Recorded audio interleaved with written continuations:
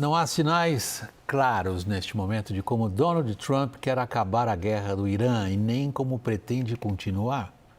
Ele recuou da ameaça de destruir a infraestrutura de energia dos iranianos, começando por usinas que fornecem eletricidade para a capital Teherã. Seria um claro ataque à população civil.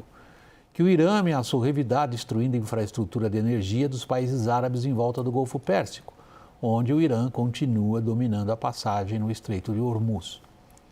Trump teria sido dissuadido de cumprir o ultimato, terminaria nesta terça-feira, pelos países aliados dele do Golfo e pela péssima reação dos mercados ao redor do planeta.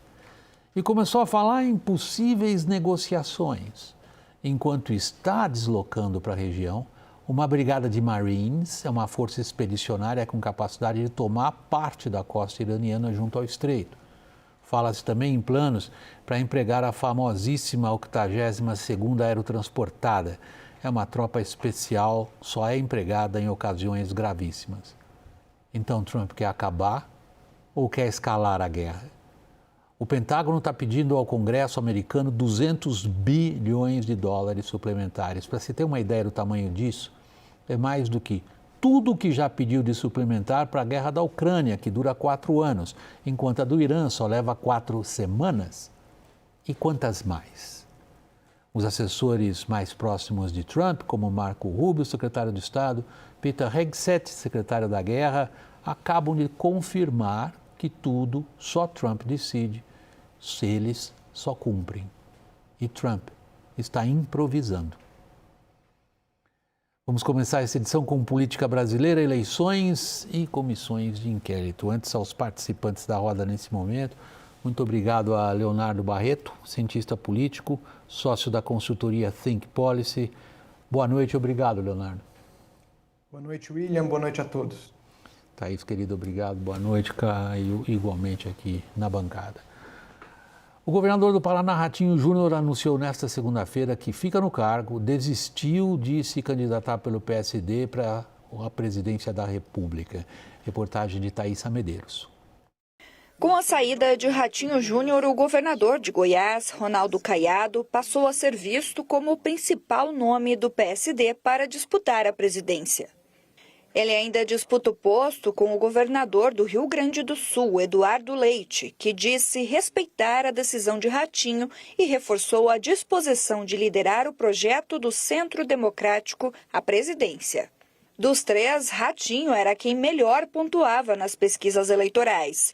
A decisão de abandonar a disputa envolve o cenário político no Paraná, em que o senador Sérgio Moro lidera as pesquisas, ameaçando tirar o grupo de Ratinho Júnior do poder. Ao deixar a corrida presidencial, o governador pode se manter nos palanques do Paraná e fazer frente ao ex-juiz. Outro ponto de preocupação no entorno de Ratinho envolve o caso Master. O grupo teme questionamentos sobre o processo de privatização da Companhia Paranaense de Energia, comprada por Nelson Tanuri, alvo de operação da Polícia Federal em janeiro, que suspeita que ele seja sócio oculto do ex-banqueiro Daniel Vorcaro. O tema do Master deve impactar as eleições de modo geral.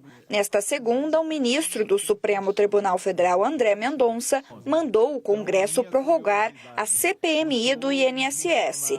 Junto de outra comissão, a do crime organizado, ela avança sob o caso Master e outros escândalos de corrupção. O presidente, Carlos Viana, comemorou a decisão do ministro. Essa não é uma decisão política do ministro André Mendonça, como foram outras decisões de ministro do Supremo. Foi uma decisão constitucional, porque nós tínhamos o requerimento com as assinaturas. Leonardo, tem dois grandes aspectos aí. Vamos começar pelo das eleições e do grid das eleições com a saída do Ratinho Júnior. Que impacto você antecipa? Olha, eu acho que é um movimento pesado. Não é? Como a reportagem colocou, o governador Ratinho, ele era o terceiro, né, melhor nas campanhas, nas pesquisas, mas eu acho que tem um aspecto mais interessante aí, que era a posição ideológica que ele ia ocupar nesse mercado de oferta de candidatos. Não é? Se a gente olha para os três nomes do PSD, ele era aquele que tinha mais condição de ocupar o centro, né? O Eduardo Leite, até usar o termo, né, centro democrático, que foi um termo usado pelo PT em 2022, ele se posiciona um pouco mais perto da centro-esquerda e o governador Caiado se posiciona mais à direita. E é interessante porque se o Ratinho sai do jogo, né, como tudo indica que vai sair, se o governador Caiado entrar, o que ele vai fazer? Ele provavelmente vai parecer ao eleitor brasileiro mais à direita do que o próprio Flávio. E aí, dentro desse jogo de relatividades, o que acontece? Ele empurra o Flávio para o centro. E o que os candidatos estão procurando hoje? O centro. Então, eu acho que, primeiro, esse movimento ele foi gerado em grande medida pela candidatura do ministro Sérgio Moro, o ex-ministro Sérgio Moro, o senador Sérgio Moro, que foi uma jogada do Flávio, né? Então, foi uma pedrada ali que o Ratinho tomou. E segundo, se Caiado se confirma, olha só, pode empurrar o Flávio Bolsonaro para um personagem mais para o centro, que é exatamente hoje o campo de disputa, fora que, né, a gente vai ter numa eleição muito provavelmente 2 contra 1, né?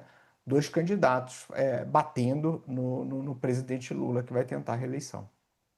Como é que você antecipa, Caio? William, eu acho que o Kassab não tem quem vai ser o candidato. Eu tenho, acho que, uma avaliação um pouquinho divergente do Leonardo, porque eu acho que o Kassab vai levar essa candidatura, as duas, até onde der, no limite, junho e julho. Não acho que ele vai definir isso a semana que vem. Nem na outra, pode ser que defina, tá? Eu tô usando como perspectiva, porque ele tem... E ele vai trabalhar essas candidaturas de acordo com os interesses dele nacionais. Se chegar ali na frente e ele piscar mais para a candidatura Lula, ele coloca o Caiado. Porque o Caiado, na minha percepção, ele tira votos do Flávio, na medida em que o Eduardo Leite tira votos do Lula. Né? Então, acho que assim, tem um eleitor de centro-direita, de direita que vai para o Caiado. Eu não vejo o Caiado empurrando a candidatura para o Flávio para o centro. Acho que o sobrenome Bolsonaro é forte o suficiente para ficar no extremo desse campo político.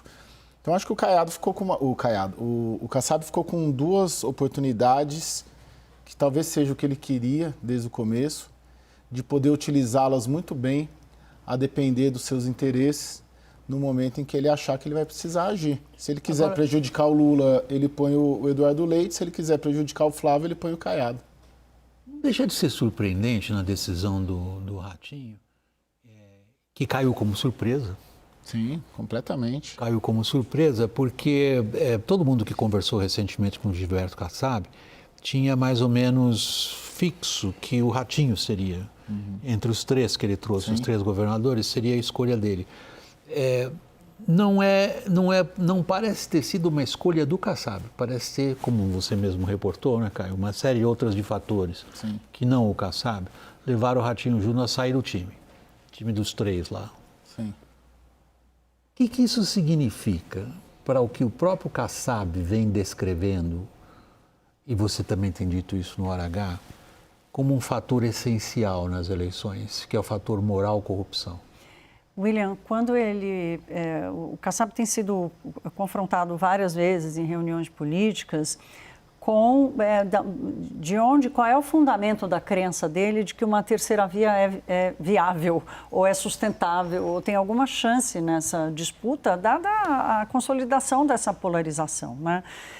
Tem uma resistência muito grande do eleitor dos 2 lados de escolher um terceiro e quem ele não quer ganhar. Porque no final é isso que a eleição está tratando.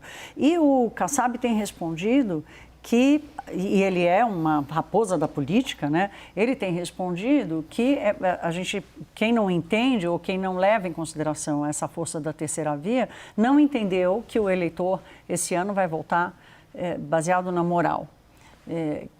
Ou pelo menos que é um componente muito forte. Exato, e que não está no debate. Corrupção, sim, vai ser um tema super importante, segurança pública, sim, mas fora do bolsonarismo e do petismo ou do lulismo, é uma questão moral. Quem é que moralmente pode representar melhor o país? Então, era essa a via que ele enxergava como aquela que levaria esse candidato da terceira via.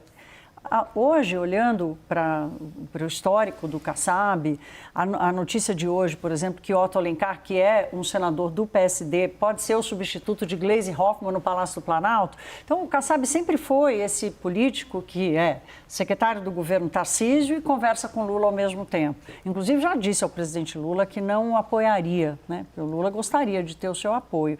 Então, eu fico na dúvida agora, com ele sendo surpreendido pelo Ratinho, qual é a estratégia que ele acha que vai ser mais sustentável para o próprio PSD, essa força do partido que ele criou nesses últimos anos? Talvez nenhuma, né? Talvez nenhuma, exato. Talvez ele possa chegar ali na frente e não lançar nenhuma das duas candidaturas, o que é plenamente plausível desde o momento em que ele lançou 3 candidaturas. Quem tem 3 também não tem nenhuma. Bom, mas aí a gente é obrigado a levar em consideração o que vocês acabaram colocando aqui na conversa e em função do que você também disse, Léo. Se a gente tem nomes que podem significar mais ou menos peso num determinado pedaço do leque ideológico, e na sua análise, Leonardo, você diz o seguinte: Caiado, pelo histórico que ele tem desde lá de trás da UDR, ocupa, digamos assim, muito mais o lado da direita, do espectro da direita, do que Eduardo Leite. Ok, acho que ninguém duvida disso. A dúvida é, Flávio Bolsonaro tem quais chances num ambiente, vamos assumir a premissa do Kassab, num ambiente onde moral, e ele define moral como um país que perdeu qualquer moral, vis-à-vis Caiado e Leite? Olha, vamos lá. Eu acho que você pode responder isso pensando, por exemplo, em Banco Master e saber que ali na frente a coisa vai explodir. Aliás, a delação do Vorcaro se tornou o principal evento eleitoral do ano, né? E que lá na frente isso pode pegar todo mundo e quem não tiver relação pode se dar bem, né? Pode herdar essa disputa. Aí você estaria fazendo uma aposta, mas uma aposta no imponderável, né? É muito difícil colocar isso dentro do cálculo.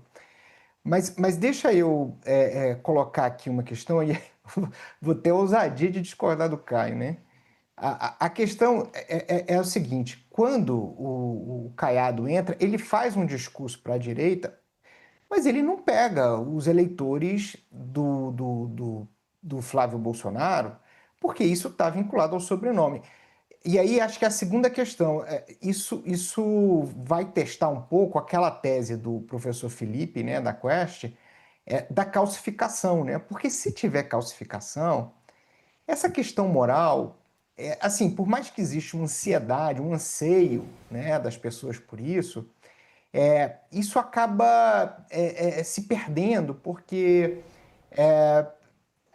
enfim, as pessoas elas estão tão vinculadas e leais, né, em função das suas questões ideológicas, que elas acabam desconsiderando isso.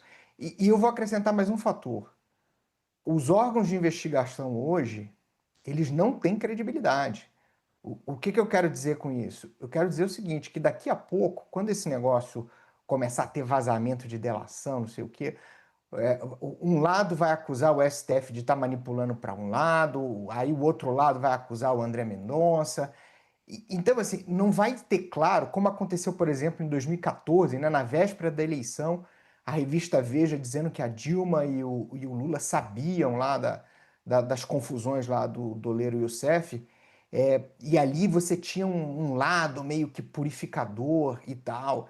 E dessa vez isso não vai acontecer. Então, assim, eu acho que essa questão ela vai estar mais difusa, vai estar difícil do eleitor definir qual que é o lado purificador, né, o purificado. Então, assim, eu vou discordar também, olha a ousadia, né, do Kassab, no sentido de achar que, embora seja uma questão importante, vai ser difícil identificar, né, um lado que vai passar, né, transparente aí por esse processo todo. Então vamos botar mais um elemento na conversa que tem a ver com isso. E vestir aqui e botar o gorro da humildade. Porque se hoje foi uma surpresa a desistência do Ratinho Júnior, para análise convencional da política brasileira, foi uma surpresa também a decisão do ministro do Supremo André Mendonça de garantir a prorrogação dos trabalhos da CPMI do INSS. Sim. Então são duas surpresas que batem naquilo que na análise convencional da política brasileira se considerava dado. Ratinho Júnior é o candidato do PSD, do Kassab, e essa CPMI morre na praia, aí, como aconteceu com várias outras. Então, vamos pegar esse aspecto. Qual é o principal, na minha avaliação? Quero ouvir a sua. No caso da CPMI do INSS, é a permanência do escândalo em cima. É uma espécie de uma guilhotina. Ela está em cima de todas as decisões políticas, ela está em cima das articulações. Com que efeito? Bom, vamos supor que isso vai ser referendado, né, pela turma do Supremo Tribunal Federal. É verdade, é importantíssimo essa decisão dele, importantíssimo. E é uma tendência o plenário tem que sustentar essa decisão. Tem mais 2 meses de CPMI do INSS. Teria mais 2 meses, o julgamento é em abril, então abril, maio, junho. Então a gente joga essa CPMI, se tudo der certo, para o presidente e o relator que defendiam para a prorrogação. Ela vai até o começo de junho. Isso significa 2 meses. Em cima do filho do presidente. Em cima, exatamente. A CPMI do INSS, o impacto eleitoral dela é Lula, Lulinha, né? Porque ainda que não haja, ou que possa não haver uma comprovação direta do envolvimento do filho do presidente, como os advogados não cansam de dizer e tudo, já deram entrevista para nós aqui, inclusive, no Hora H, assim, fica para no ar, né? Lula, PT, corrupção, daí junta isso com o caso Master, junta Palácio do Planalto, junta a ligação Toffoli Supremo, junta Manteiga, Lewandowski, e ainda que na direita tenha muitos envolvidos, talvez até mais que na esquerda, envolvidos com o caso Master, né? Estão todos aí, Ciro Nogueira, Antônio Rueda, por aí vai, eles não são candidatos a presidente. O candidato a presidente é o Lula, que tem um filho potencialmente investigado, né? Porque já teve quebra de sigilo contra ele por fraude no INSS. Assim, então a vitória é muito mais política do que investigativa. Porque pode ser que daqui a 2 meses a CPI não conclua nada. E que o tempo da investigação seja lá para o fim do ano, né? Mas fica pairando no ar. Né? Porque essa CPI não vai dar um atestado de idoneidade para o Lulinha.